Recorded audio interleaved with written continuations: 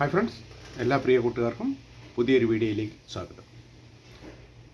ഇന്ത്യയും ഇംഗ്ലണ്ടും തമ്മിലുള്ള അവസാന ടെസ്റ്റ് മാച്ചിൻ്റെ രണ്ടാം ദിവസം 204-6 എന്ന നിലയിൽ ബാറ്റിംഗ് പുനരാരംഭിച്ച ഇന്ത്യക്ക് ഇംഗ്ലണ്ടിൻ്റെ തകർപ്പൻ ബോളിങ്ങിന് മുന്നിൽ അധിക നേരം പിടിച്ചു നിൽക്കാൻ കഴിഞ്ഞില്ല.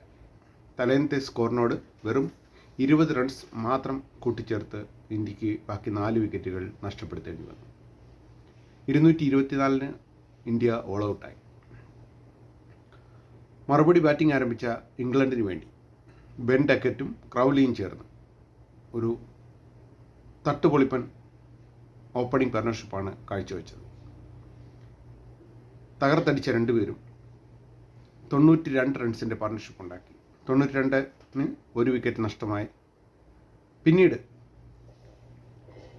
അധികം താളം കണ്ടെത്താൻ ആദ്യ പാർട്ണർഷിപ്പിൽ, അതായത് ക്രൗലിയും ബെൻ ഡക്കറ്റും തമ്മിലുള്ള ആദ്യ പാർട്ണർഷിപ്പിൽ ആദ്യ വിക്കറ്റ് വരെ അധികം ലൈനും ലെങ്തും കണ്ടെത്താൻ ഇന്ത്യൻ ബോളർമാർ വളരെയേറെ വിഷമിച്ചു. പിന്നീട് നമുക്ക് കാണാൻ കഴിഞ്ഞത് അച്ചടക്കത്തോടെ ബോൾ ചെയ്യുന്ന പ്രസീദ് കൃഷ്ണയും മുഹമ്മദ് സിറാജിനെയുമാണ്.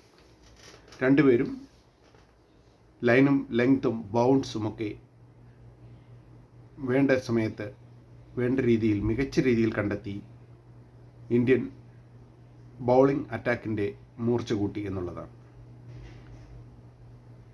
ആദ്യ പാർട്ണർഷിപ്പ് കണ്ടപ്പോൾ, ഓപ്പണിംഗ് പാർട്ണർഷിപ്പ് ഇംഗ്ലണ്ടിൻ്റെ ബാറ്റിംഗ് കണ്ടപ്പോൾ നമുക്ക് തോന്നിയത് ഇംഗ്ലണ്ട് ഒരു മികച്ച സ്കോറിലേക്ക്, അല്ലെങ്കിൽ ഒരു റൺ മല തീർക്കും എന്ന് തന്നെയാണ്.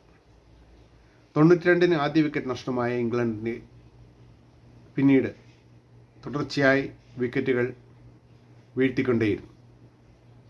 ഹാരി ബ്രൂക്ക് 50 നേടി, ക്രൗലിയും 50, ബെൻ ഡക്കറ്റും 50 നേടി. പ്രസീദ് കൃഷ്ണയാണ് ഇന്ത്യക്ക് വേണ്ടി 4 വിക്കറ്റ് നേടിയത്. മുഹമ്മദ് സിറാജും പ്രസീദ് കൃഷ്ണയും രണ്ടുപേരും 4 വിക്കറ്റ് വീതം നേടി ഇംഗ്ലണ്ടിൻ്റെ ബാറ്റിംഗ് ലൈനപ്പിൽ പാർട്ണർഷിപ്പുകൾ അധികം ക്രിയേറ്റ് ചെയ്യാൻ സമ്മതിക്കാതെ തുടർച്ചയായ ഇടവേളകളിൽ, കൃത്യമായ ഇടവേളകളിൽ വിക്കറ്റ് വീഴ്ത്തിക്കൊണ്ടേയിരുന്നു. 247 റൺസിനാണ് ഇംഗ്ലണ്ട് ഓൾ ഔട്ടായത്.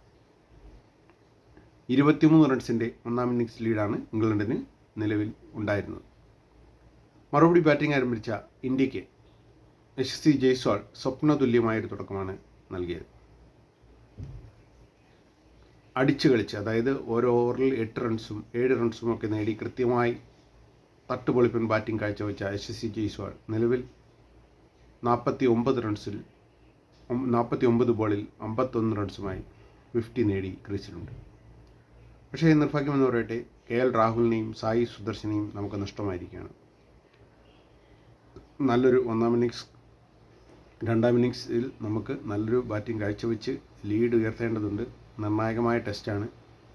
ഈ ടെസ്റ്റ് ജയിച്ചാൽ മാത്രമേ ഇന്ത്യക്ക് സമനില നേടാൻ കഴിയുമെന്നിരിക്കെ 2 വിക്കറ്റ് ഇന്ത്യക്ക് നിലവിൽ നഷ്ടമായിട്ടുണ്ട്.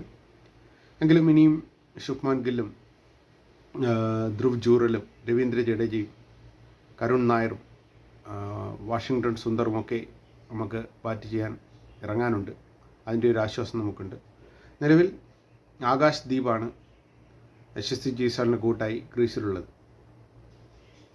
യശസ്വി ജയ്സ്വാൾ നിലവിൽ 7 4-ഉം 2 6-ഉം നേടി നല്ല ഫോമിലാണ് നിൽക്കുന്നത്. യശസ്വി ജയ്സ്വാളും ശുഭ്മാൻ ഗില്ലും കരുൺ നായരുമൊക്കെ അത്യാവശ്യം ഫോമായാൽ എന്തായാലും നമുക്ക് നല്ലൊരു ലീഡ് തന്നെ ഇംഗ്ലണ്ടിന് മുന്നിലേക്ക് വിജയ ലക്ഷ്യമായി വയ്ക്കാൻ കഴിയും. എന്തായാലും കാത്തിരുന്ന് കാണാം ഫ്രണ്ട്സ്. അടുത്ത ദിവസത്തെ വിശേഷവുമായി. ബൈ.